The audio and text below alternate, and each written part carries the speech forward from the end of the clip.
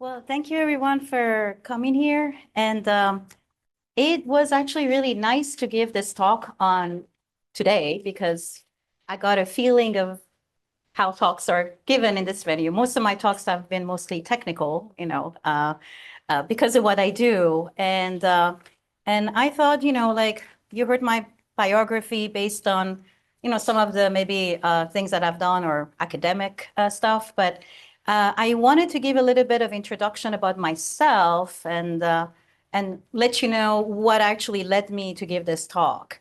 So my parents are Persian, and I was born in Italy and I was raised in Paris, France. And I grew up with my grandparents in Paris. And my grandfather, my maternal grandfather, he was a mystic. He was not part of any Sufi order or anything like that, although he did tell me when he was younger, he was actually thinking of, becoming an imam, but then he decided against it. And then he did a pilgrimage to the Hajj. So he was actually a devout Muslim. What was interesting about him is that he never really, like I would watch him because I really looked up to my grandfather. I mean, he was my childhood hero. And I would watch him pray and I wanted to pray. And he told me that wait till you're 13, 14, and then you can make up your mind and I will teach you to pray. Um, that said, he did instill a lot of, I would say, spiritual teaching in me. And all of his teachings are all about respecting beings, talking to plants, taking care of animals. And I still remember one time I heard Eckhart Tolle talking about, when you look at a flower, you don't pick it up and you just admire it and let it live. And I'm like, oh yeah, my grandpa taught me that. I was 7. I thought it was self-evident, but you think these things are self-evident when you grow up with it.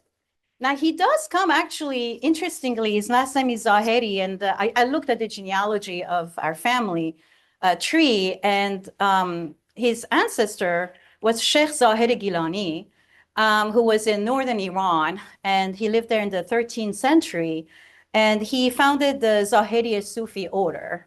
Uh, with that said, though, like I said, he was not himself part of any Sufi order. What he would have, though, when we were in France, we would have poetry nights. And so we'd like gather around him, and he was also a calligrapher, and he just loved art, and he knew many of the poets there. So we'd have poetry nights, and he would mostly read Hafiz, sometimes Rumi.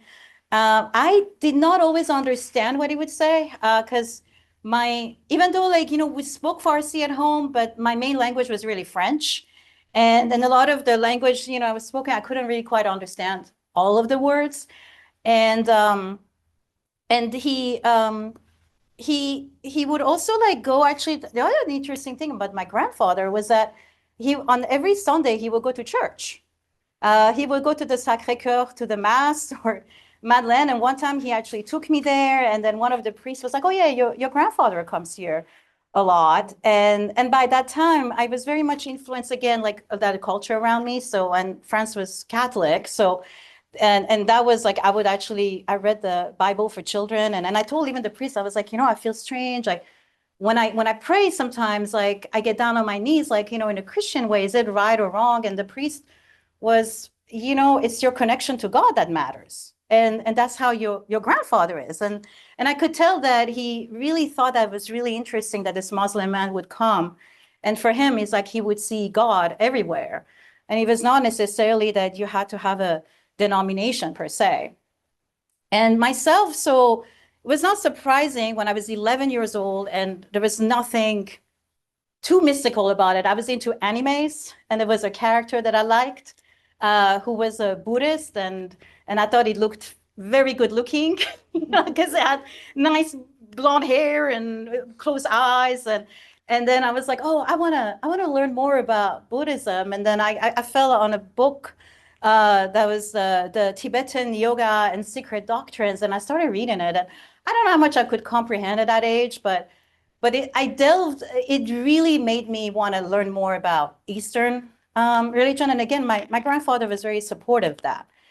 Now, when we're 12 years old, and the Iran-Iraq war ended, we actually moved to Iran. And for me, it was difficult in terms of the cultural shift, even though it was my country, but I didn't grow up in that culture. And then there were a lot of religious teachings there too. So then I didn't understand a lot of the words but one thing that was my saving grace around that time, because I was also a teenager and I was going through my periods of depression, I found solace in the poems. And that was my thing of like, studying, reading Rumi, reading Hafiz, and I would go to the balcony and I would just read them. And that gave me peace. Yeah, so it really had this effect on me. And sometimes when I see people that quote Rumi here, I'm very happy that actually people have been introduced to Rumi, but sometimes I feel the rhythm is a little bit lost and it's really hard to translate. And we're gonna touch on that a little bit when I'm gonna talk about this poem that we're gonna go over. It's so hard, there are multiple translations of this poem. And then either you translate it verbatim, you lose the feel, or you want to translate the feel and then you lose like, how precise it is. And I know like a lot of our friends who are multicultural can understand what I'm talking about. Now, just, to make a long story short, I know that I keep rambling about myself right now, is that, so when I was 18 and I'm still trying to figure out what was it that made me have that experience. We actually went on a family trip. We went to Shiraz and Esfahan and Kashan, and I had an allergic reaction to something. So we went to urgent care, and they gave me some antihistamine. And I guess the antihistamines were strong. I don't know what it was because I kept falling asleep. And I had a dream. I dreamt of Khizr. And for those of you who are not familiar, Hazrat Khizr is actually very revered in Sufi traditions. He wears a green garb, and then he's known to have found the secret to immortality.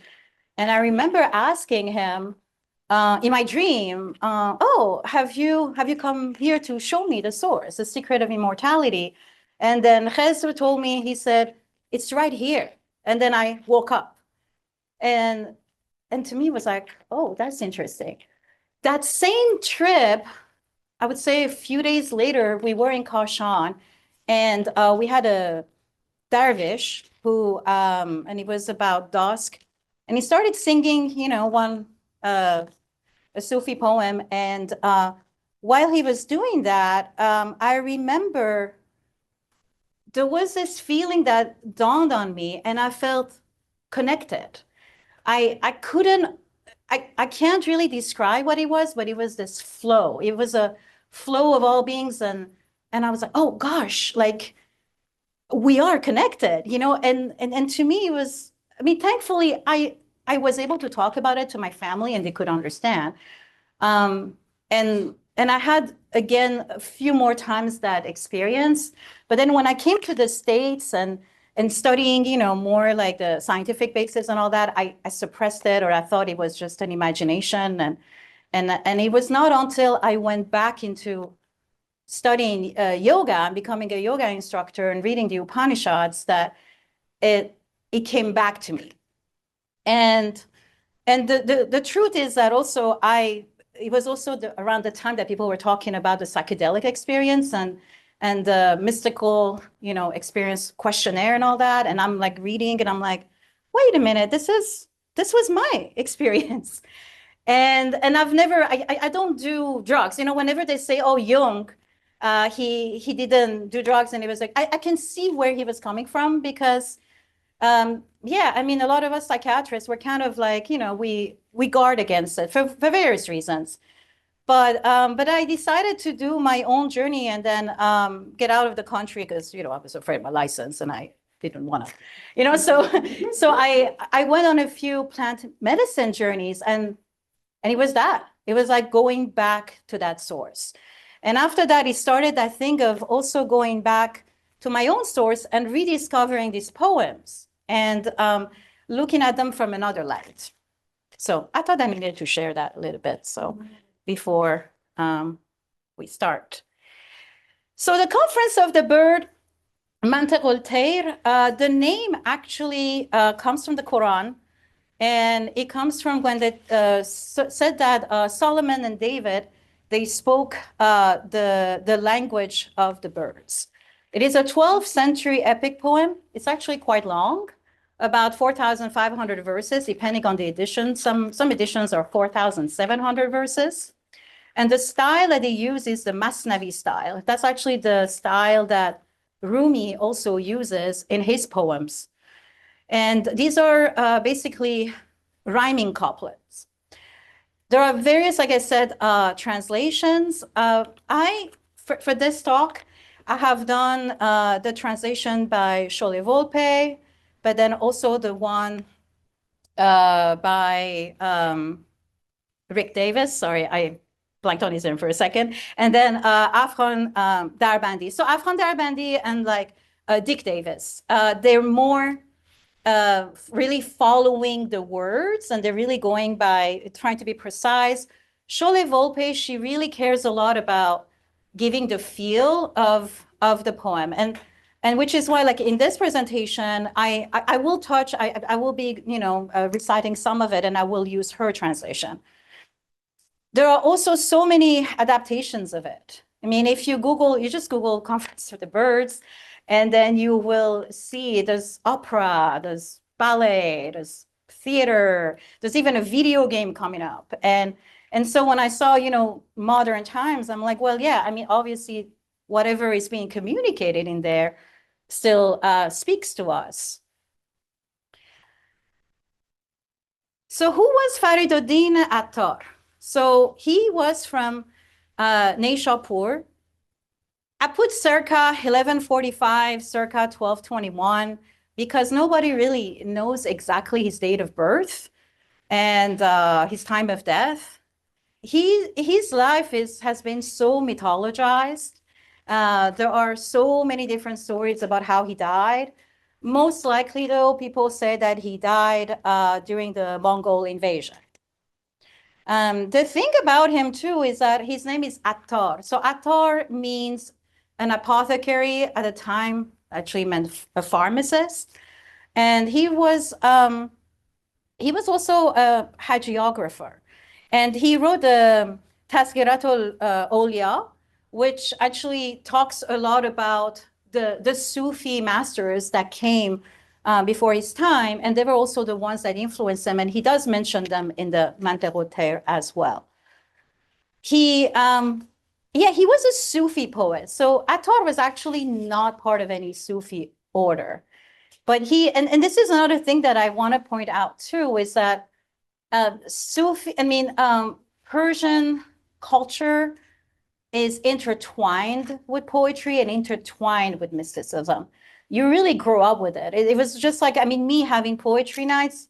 I know it sounds, oh, wow, so exotic. But honestly, a lot of families are like that. They have poetry nights, And so we all grow up with an appreciation of the concepts that are taught in those texts.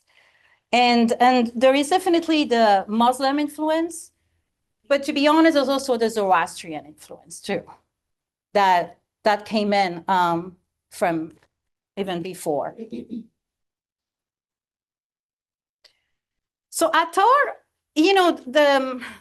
bringing back, I wanted to show the connection to Rumi, because most people here, they know Rumi, and the story that there's this fictionalized encounter. I think it's more fictionalized than a mythologized encounter, really, but that they say that, Attar saw Rumi. Rumi was younger than Attar. They said Rumi must have been maybe like 18. A young man, when he saw Attar, and Attar, upon glancing Rumi, gave him one of his books. It's called the Asrar Nameh, which talks about the entanglement of the soul in the material world. And he says he recognized the mystical side of Rumi, that he was like, here's my book for you. we don't really think that this encounter happened, but it's more of a symbolic encounter. And even Jalaluddin Rumi, he does say, he says, Attar ruh bud o Sana'i do chashme o. Ma az pey Sana'i o Attar amadim. Attar was the spirit, and Sana'i his two eyes. We came after Sana'i and Attar. So he really talks about how much he does owe to those two people. And the three of them, Sana'i, Attar, and Rumi, they're known to actually be, you know, the main three Sufi and like the mystic, you know, people, poets. So we're talking about the influences. So as I was saying, there's definitely some Sufism, and Sufism definitely influenced Attar, and then the Persian mysticism that goes all the way back to the Avesta as well, and Sana'i, that I just said that Rumi also owes to him. So Sana'i was actually the first person. So he was part of the Ghaznavid Empire. He was born around 1080. And then again, we don't know exactly when he died, between 1131 or 1141. And he wrote the Hadiqat al-Haqiqat, which basically was the first, I mean, as far as we know, is like the first masterwork of actually a Persian mystical epic poem. And he dedicated it to the Sultan at the time, who was Bahram Shah. And it was actually quite common for people to dedicate these poems to the rulers of the time. And Attar, that's another thing that was very special about him, is that he refused to do that. Like he actually, at the very end of the Conference of the Birds, he even says, Attar, I'm dedicating to myself. I mean, he didn't do it because he was like, you know, an ego. Like people, like if they read it, they're like, oh, it's ego. It's not really that. It's more like the self-reliance, and like really like, you know, you're not a servant to other outside masters, right? I mean, that's basically what it is.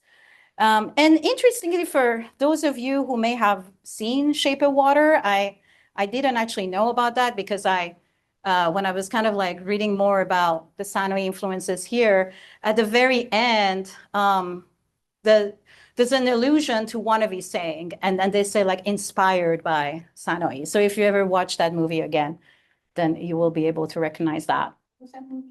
Shape of Water. Yeah, by Guillermo del Toro. Yeah. The other influence was Bayazid Bastami. So he lived maybe from like 804 to 874, around that time. He was famous for having these ecstatic utterances. Like he would just say things that to his disciples that people were like, what are you talking about? Like, back then it was considered maybe even blasphemy. So this is like another thing that is interesting about these mystic traditions, is that many of them are considered heretics or blasphemous, because those organized religions, usually there's like that hierarchy going on, right? But then mystic, when you have that direct connection with God, it's very different, right? Like we all really one. There's no such thing as a hierarchy. And he would like, they also knew him as the Sultan al-Arifin. So Arif, you know, means again a Gnostic or a Sufi, and he was the Sultan of those Gnostics. His grandfather was a Zoroastrian. So again, that's how, again, like he would have been influenced by that.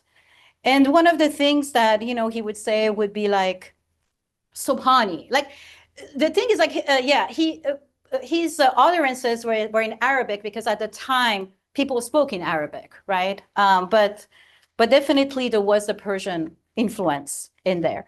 So Subhani means glory to me, you know? So again, people are like, what, you know, is he some sort of a narcissist? No, not really. It's like, we're all divine, glory to me, Subhani.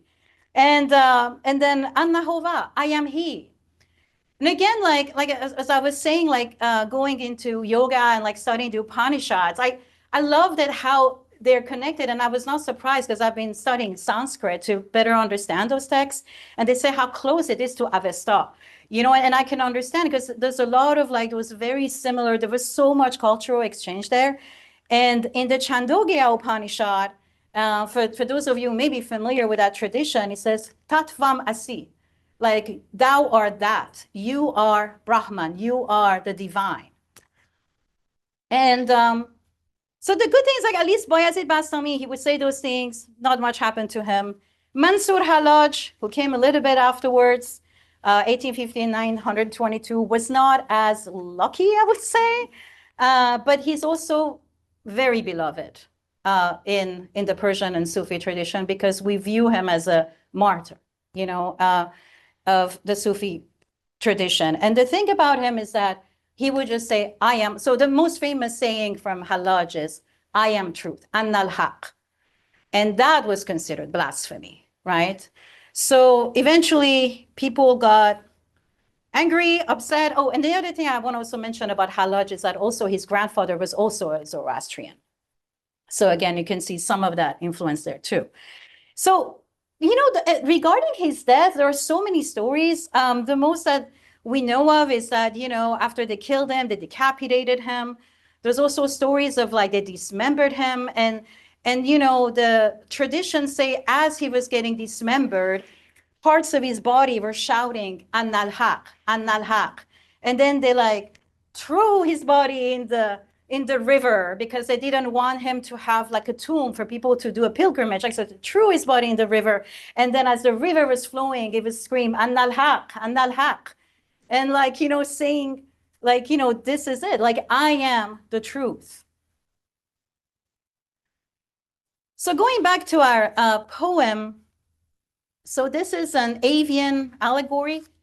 I wouldn't say Attar was the first person to do an avian allegory. There were other people. I mean, you know, like birds are important symbol in, you know, Persian tradition. And actually even Avicenna, who is a very well-known physician in Persia, he also actually wrote a story about a bird, you know, finding and flying and, you know, finding itself. The thing about Attar, though, is that this poem, you know, it's not just a story. It has a lot of parables in there, and the parables themselves are very famous. Growing up, you know, I would like hear about, you know, like the story of Joseph, which is of course like also in the Abrahamic traditions, but Attar gives all of these like a different I would say spin or Sufi, shows the Sufi side of these stories. So the parables are just as, I would say, as important as the actual story, right? But they are there to support whatever case he is trying to make there. So the story is that you have thousands of birds and they come in and they're like, well, we want a sovereign. Like everybody has a sovereign and we don't have one. So what are we going to do? Now, the other thing that's important is that in the Persian language, there's no gender. Like, you know, like we don't have he, she, we have u, which I love. Yeah, like why is there gender? So are these birds masculine, feminine? Not really, right? I mean, it's really open up to interpretation, you know, and maybe they're both, maybe they're neither. And does the soul have a gender, right? Do our spirits have gender? So anyway, so they come in and then you have the hupul, which is like portrayed here. So you see like, it looks like this cute bird with a crown on the head. And he was known to be Solomon's messenger, comes in and tells them that, well, I know a bird that could be our sovereign. The name is Simurgh. And Simurgh is this fantastical bird that is just so perfect.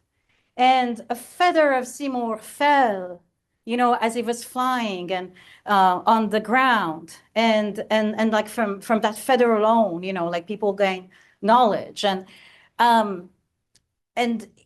this bird is so perfect that if you cannot even look at this bird like in the eye, you have to look at the reflection of this bird. So the way that, you know, it's being described is really how you would describe the divine, right? And so the birds freak out. They're like, oh my God. And then the other thing is like, this bird lives in Mount Off, which is like, again, this mythical mountain, really far. It's really far to go. It's a long journey. And yeah, and the birds are like, oh, I don't know if I want to do this. You're telling me that I have to travel all the way to find this mythical bird that I don't know anything about. And then and it's a difficult journey and it's not easy. Not so sure about that. So they have several birds, and I'm not going to go through every bird, like, you know, what they said, but a few of them I am going to mention.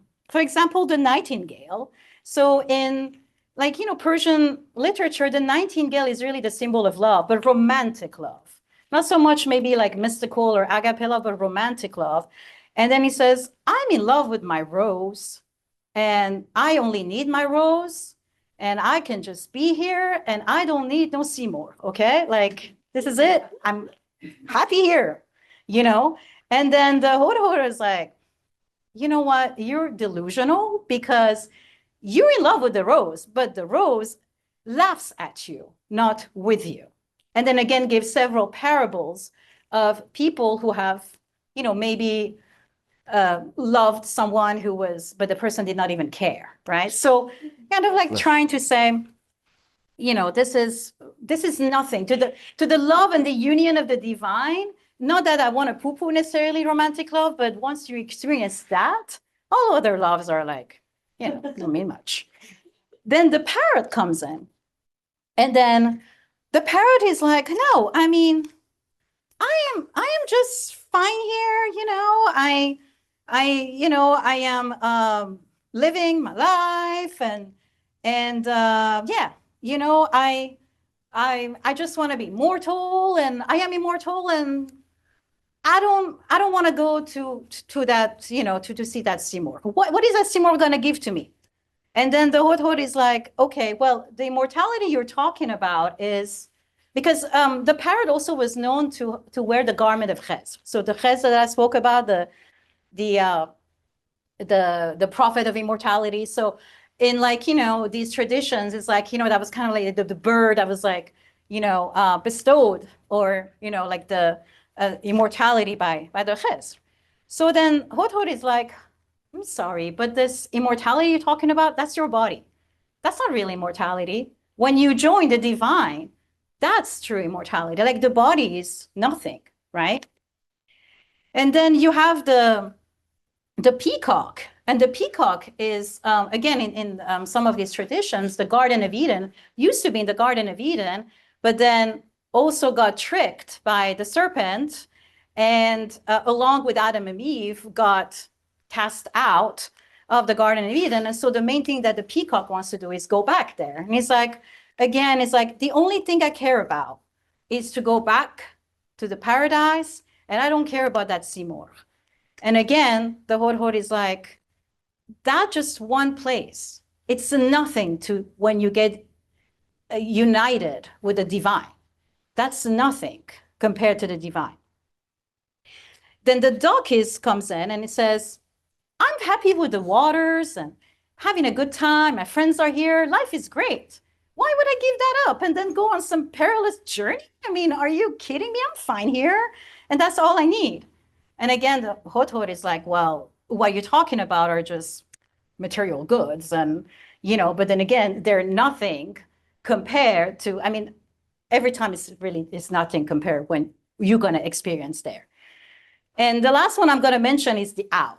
And the owl is like, well, you know, I go to these ruins and I'm happy and I found these beautiful treasures. And that's all I care about. Just going there, seeing that gold, just great. And again, I'm not going to give those up to go on that journey. And again, the Hudhud is like, that's nothing compared to the treasure you can gain by, again, connecting with the Simurgh. So they're like, okay, fine. We're going to do it. But then in order to do it, they have to cross 7 valleys. And before I do that, and I tell you a little bit more about that story, I want to tell you a little bit about Simurgh. So Simurgh is, like we said, a mythical bird. And usually it is portrayed as inherently benevolent. And again, you can see the root of the Zoroastrian influence because it lives in Gavkerana, which is actually a white homa. And it was known to be the tree of life, the tree of immortality. And interestingly, for those of you who may be interested in the history of psychedelics or plant medicine or may have studied, like the influence, possible influence of like plants also even with the traditions of, oh yeah, okay, I better talk very fast then. With the yoga is that there was the soma, and the equivalent of the soma is the homa. And here it is, Simurgh lives there. And also, like it's been mentioned in the Shahnameh and Zal, because I only have 10 minutes, I'm not going to go too much into that, but you can look it up. I mean, Zal was actually the father of Rostam, who was, I would say, the equivalent of our Hercules or, our hero. And Simurgh was known to have nurtured Zal because Zal was born as an albino. And back then there was this thing against, this prejudice because he was born an albino. So his father leaves him in the mountain, and Simurgh comes in and then feeds and helps Zal grow up. In that context, actually, Simurgh is female, right? A lot of times when I read like the Simurgh and the sovereign, like, I don't know, I think of Simurgh as male, but Simurgh is actually many times portrayed as female. I do want to touch on the 7 valleys. So, because this is really important because the valleys that they go through is actually a portrayal of the several steps of Sufism, right? Like you have to go to these different mystic steps. So we have the first one is the Valley of the Quest or Wadi Talab. And that's when you actually really feel that need to connect with the divine. I'm only going to say for each of them, I chose like a few verses to illustrate. And for this one, I chose this one. چون شود آن نور بر دل آشکار در دل تو یک طلب گردد هزار. When light brightens your soul, a single desire of the heart multiplies into 1,000. When you have that light and you have a glimpse of the divine, that desire is so all-encompassing, and all you want to do is reconnect with that divine. The next one is the Valley of Love, Wadi Ishq. And that one is like when you really like are connecting and you're connecting with that heart and that love. And then it says, عشق اینجا آتش است و عقل دود. عشق کامت در گریزد عقل زود. In this valley, love is fire, mind is smoke. Mind is nothing compared to love. Love is fire, mind is smoke. When love arrives, reason flees. Reason means nothing in this quest. Then you have the Valley of Knowledge, Wadi Ma'rifat. That's not like the knowledge you find in books. That's really like your connection. It's an intuitive knowledge. And that one, you have to really experience it. It's more of an experiential thing. And that one, it says like once you have that, سر ذراتش همه روشن شد. Sorry. Oh my God, what did I write here? I cannot read my own handwriting. گلخوی دنیا بر او گلشن شد. مغز بیند از درون نپوست او. خود نبیند ذره جز دوست او. And basically, it's saying that the secret of every atom will be unveiled, and this ash-pit world will sprout into a rose garden. I mean, it's really a furnace that you use in the bathhouse, which she translates as ash pit. Then you will see past the shell into the kernel of everything. You will see yourself as nothing, become blind to everything except a friend. And that reminds me again of that, it's in the Kena Upanishad when he talks about how Brahman comes to you and it's in a flash of light in the wink of an eye. Like once you see it, you get all of that knowledge, but then it doesn't really stay, and then it kind of goes away, right? Then there's a value of detachment and also independence, because it's external. External means more independence, because once you connect with that divine, you don't really need the external validation. گر جهانی دل کبابی دیده‌ای همچنان دانم که خوابی دیده‌ای. Now it's talking about how it helps you overcome and like the suffering of the world, right? Because the world is full of suffering. And then again, in the Buddhist traditions, or like the Hindu traditions, we call it about samsara. So if you have suffered a world of hardship, here it's all a dream. Then the valley of unity, Vadi Tawhid. Now this is beautiful. I mean, all of the verses were just gorgeous. I mean, this is like where you go and then there's that non-duality. چون همی هیچی بود هیچین همه کی بود دو اصل جز پیچین همه. And one is all is and since is all is really nothing, then nothing is really everything. That's how she translated it. It's more like once you get there, there's no time, there's no beginning, there's no end, and then there's all of these ones. We all one. But then in the mathematics of Sufism, you add us, but we still one. It's not like 1 + 1 + 1 is going to be 3. So 1 + 1 + 1 is 1, the 1. And then the value wonderment, Vadi Hayrat. عاشقم اما ندانم بر کیم نه مسلمانم نه کافر پس چیم. That's when you just, wow, you're just in awe. And I'm in love, but I don't know with whom. I am neither devout nor faithless. Like you have that, it just comes, and then it can be quite overwhelming when you have that feeling. And then the valley of poverty of annihilation, Vadi Faqr و Fana. And that one, it's very interesting because, it is really about ego death at that point and like connecting with the ocean. لیک اگر پاکی در این دریا شود از وجود خویش ناپیدا شود جنبش او جنبش دریا بود او چون نبود در میان زیبا بود.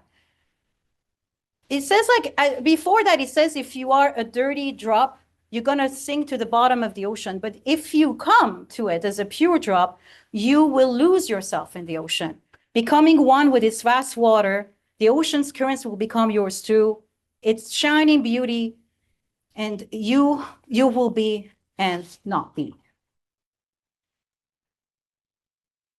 So yeah, we talk about the divine encounter. So, okay, so all of this, they come in, these birds. The journey was hard, many died. And then we have 30 birds that remain. And at the beginning, they're not allowed entry, but then finally they're allowed some entry. But before that, they have to read some other books to get more ready for that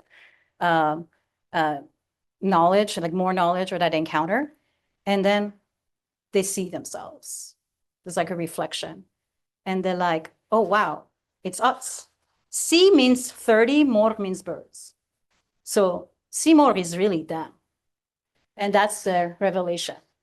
That all together in their collectiveness and working hard and going through tribulations, they were actually the divine. And they were the Simurgh. And that goes back again to when we talk about Fana and Bara. Fana in Sufism means, again, like very similar to Samadhi, ego death. But then once you annihilate, you actually you come back, and then you come back even more integrated, and then you return and you help the your community and the people around you. It reminds me a lot of Jack Kornfield when he talks about after the ecstasy, the laundry.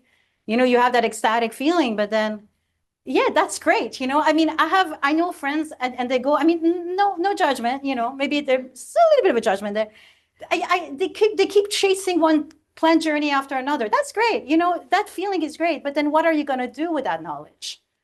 I mean, we are here for a reason. Otherwise, if we were not supposed to have this life here like that, then we will all just be with the divine. We were with the divine. There's a reason we are having, and what are we going to do with that knowledge? And again, there's so many layers of interpretation, right? To me, it's also a tale of migration. I mean, right now we're talking about migrations and all of these things that are happening with the immigrants, right? That they are going from one place to another to find something, in search of their own Simurgh. There's definitely unity within diversity. All of these birds, they were different from each other, but then they needed each other, right? Simurgh. But then also, you can also look at it from a Jungian perspective, a tale of individuation. Those birds were fragmented parts of the self. And then through this spiritual journey, through, going through the dark night of the soul that I talk about, right?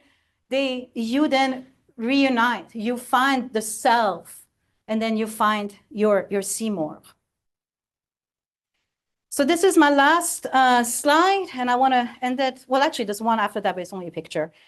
And to me, that's beautiful. I mean, every time, there are times that I see this, even though I've read it so many times, it brings me to tears. سالها دل طلب جام جم از ما می کرد وانچه خود داشت ز بیگانه تمنا می کرد. For years, my heart inquired of me where Jamshid's sacred cup might be, and what was in its own possession it asked from strangers constantly. And how many times do we look outside for answers and for validation, but actually what we really need is here. We all have it here. And all we need to do is look at it and be able to find it. And again, going back to, for some reason, because it's a hot topic, going back to plant medicine, I mean, again, it's just a tool. Sometimes I feel people, they mistake that. They mistake it as what it's supposed to serve for.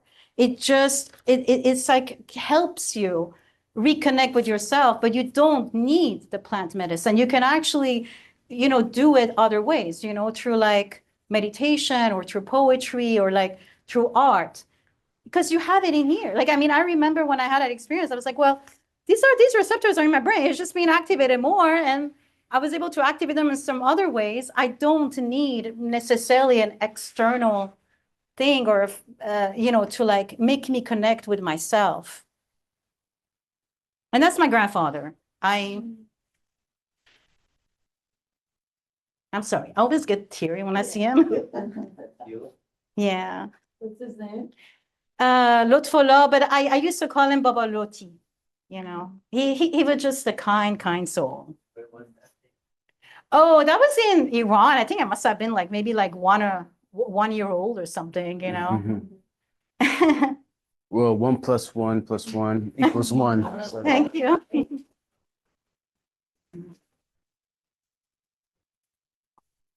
That was a beautiful presentation. Thank you so much for that. I think that we're all tearing up inside. We really felt that. How are we doing over there, Alex? You tearing up over there? I am tearing up. Good? Okay. All right. We don't have any questions in the chat yet. Awesome. So this is the Q&A part. And so yeah, you guys know the routine. All right. So I'm gonna, just for those that don't know, I'm gonna walk up to you. You can stay at your regular distance and talk regularly so that they can hear you on the Zoom. First of all, thank you so much for the presentation and for sharing your culture with us. Yeah, even just talking about it out loud, I'm so moved by this. I know a lot of the talk this weekend has been around individuation and how a lot of Jungian analysts have really focused on the individual, and this epic poem that you shared with us really shows how that process of individuation can become a community individuation, community actualization. And so I'm wondering, are there other stories within your culture or myths within your culture that speak to the collective process of actualization that you would be able just to share in name so that can go past this and look into it? It's a very good question.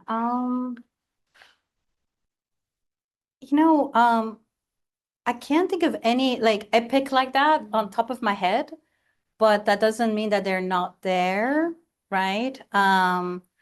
I know that more contemporary authors have definitely talked about collective. So Persians are they it's one of those things, it's ingrained in our culture to care about family and to care about each other, that we don't necessarily even have to, if like you think something is self-evident, you don't always say it. And one of the things that I realized, like, I mean, again, like, I hope that I don't looks like that passing judgment, but I was always like a little bit surprised by what I witnessed sometimes in this country. Because to me, it's like, me being, for example, kind to an elder lady is like me being kind to my mom, like we don't really like differentiate like, oh, I am the one. And family is actually very important as well.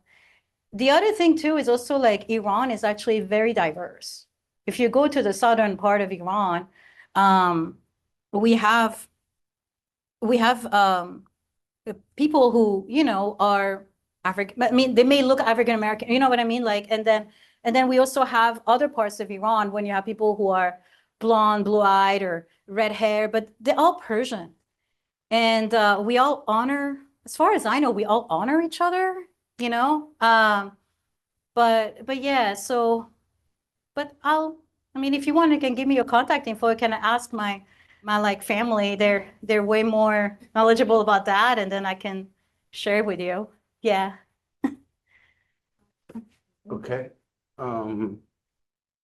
Sorry, she's a little fired. You wanna- Well, I have a Uh-huh. question. So the seven valleys, are those the valleys that the birds have to travel through to reach Simurgh, yeah. the mirror or Mhm. their own reflection, right? Yes. Okay, and I had a second question, but go to her first. I have to collect my thoughts. Oh,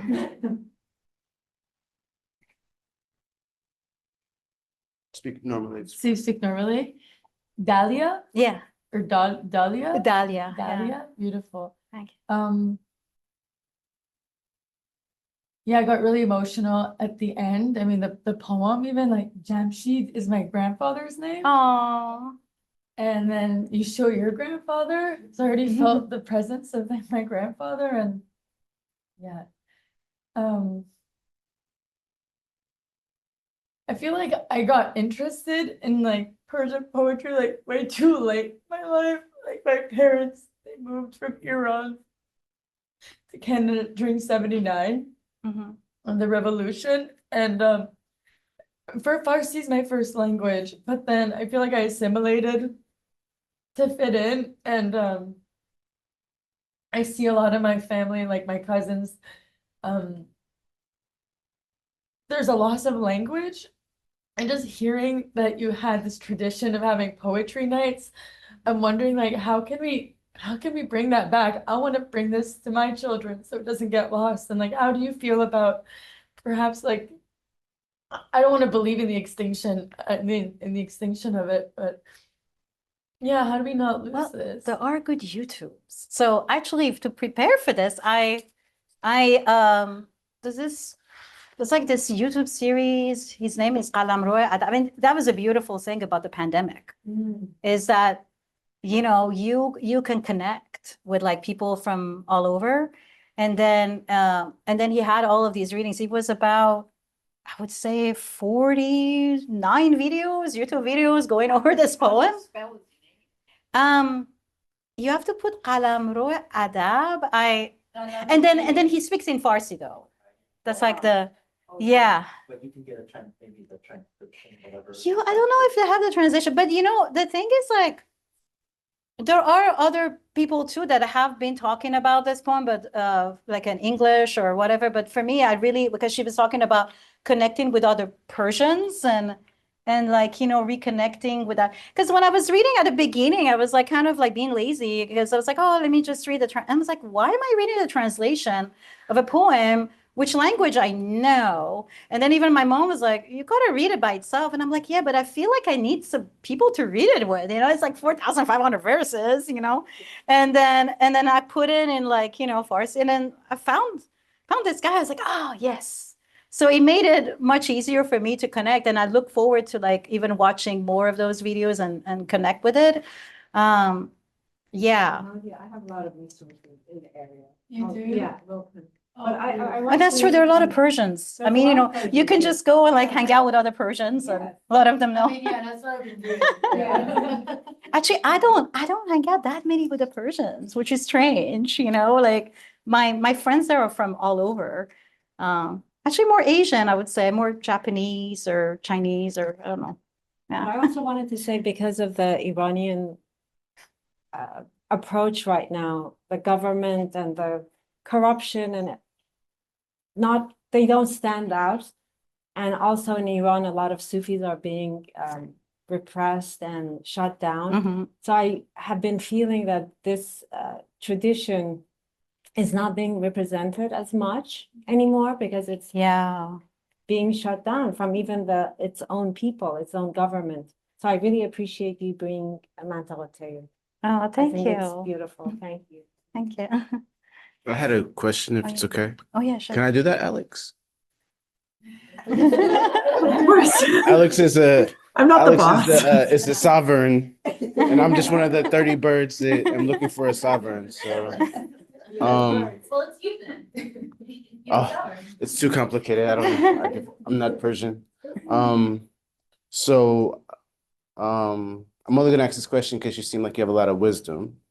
It's something I've been wondering for a while, and I wonder about language, right? Like why the universe or the divine would make language so hard to translate to other cultures, where you have words as simple as mother or water, where it takes forever to learn it in a different language. You say, oh, you were just saying water. Why don't you just say that, right? Or you were just saying mother. And then you have even deeper concepts like enlightenment and samadhi, and I forgot the word for enlightenment. Fana. And fana, right? Yeah. Which will take 300 lifetimes to, right? From going from water to mother to, and so it seems like language is almost built in a way to where it just kind of like fades away. It doesn't have the capacity to travel, and then it changes over time. So what do you think that has to do with like whether it's supposed to be like individual or collective? That's a very interesting comment because I'm a language geek. Mhm. So, and every time that I noticed, yeah. oh yeah. Yeah, that's what I'm asking. And yeah, so right now I am studying Hawaiian because I went to Hawaii and I was like, I want to learn more about that culture. Language is very entrenched in the culture, right? So, and when people say, again, I'm sorry, I know I say no judgment, but I'm passing judgment when I say, right? I'm like, when people say, oh, I'm interested in this culture, but then they don't really know the language, I'm like, how much do you really know? Because it's very intuitive. But the other thing is also like words, even within the same culture, it may not have the same meaning. Because I see it, a lot of times, like you use some words now, they may sound offensive, but they were not necessarily offensive 100 years ago. Like, well, Jung is one of them. People are like, oh, he was so offensive, and he was maybe, but he didn't know any better, right? I mean, not that I want to excuse him, but at the same time, and who knows what it really meant for his time. So I try to also look at it that way as well. So like I wonder like why the universe of the divine would make language, which is so essential, so Yeah. complicated for human beings. Because it's beautiful, because then you have to like work hard to like, it's like the 7 valleys. You have to Mm. try really hard. And then once you get it, you get a much better appreciation. Yeah. I mean, for me, when I was studying Sanskrit, I mean, that was like, I remember in the Yoga Sutras, like there's this part that says Nilupara. I'm like, Nilupara? Wait, we have Nilufar in Farsi. And then for me, that was like, wow. I still remember that moment, right?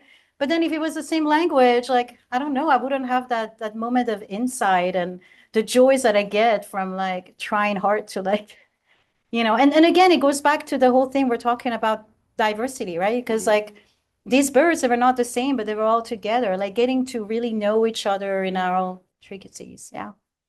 Keeping the fire alive in relationships, we all know that's important. Yeah. And that makes that happen. I'm gonna stop still on the show. We had 2 more questions, is this right? Did you still have one? I think, yeah. So I was thinking the seven valleys, do they correspond to like in the Sufi tradition, like the lower natures, the nafs? That they Mhm. had to go through Yeah, to get it is the there? journey of the nafs. Yeah, Sorry, I yeah, had to like rush it a little bit because then I was Yeah, like, oh go my ahead. God. And I'm like, maybe I talked too much about myself at the beginning, you know, Oh, no, like, we're- because at the beginning I was like, oh, I have 45 minutes. Will I have Right. enough to say? And then Anytime. now it's like, Awesome. And then at 18, the green man, is that Kidder? Or is that Khizr, yeah, we call him Khizr. Khizr, Hazar but is it Khizr, like but Kidder? yeah, Yeah, he's okay, written Kidder. as Kidder. Yeah, Okay, yeah. yeah, yeah. Nice. He comes to dreams to people sometimes, and yeah, yeah. I think you had a question. Yeah. Can I get the mic for it? Oh, sure. Okay, and this is gonna be the last one, and then we can. About the Persian mysticism, Hmm. if you could say a little, because that preceded Sufism, maybe that preceded Islam for sure, right? Yeah, And so is that the same as Zoroastrianism? Okay, so that is what it is. yeah. Okay, There's also Zoroastrian, but then they also had Manichaeism, Mithraism, right? And the other thing is also there's a lot of influence too from India, right? Because like you go really, I mean, you know, they all really influence each other, you know, like which is like what I find so interesting because again, like one of the reasons why I reconnected with the Persian mysticism was again through yoga, reading the Sanskrit, hearing about Avesta, and then going back. And it's really hard, like, you know, like nowadays we always like kind of like demarcate people and cultures, but it was way more fluid. And especially ancient India and like Iran and Persia, they were very much connected. so does the birdie have a symbolism? 30 birds? There are some people that say that it has a symbolism in like Sufism, you know what I mean? I didn't, Yeah. Yeah. Yeah. Yeah. And three is important in Sufism. Yeah. What I know. But it could, but honestly, I feel like it was more Attar and it's like Simurgh and Si and Morgh, you know, could also just be that. Yeah, makes the story way more interesting, right? Well, I think after her presentation today, we can all see more. So I thank you for that. Thank you. One more time for. Thank you.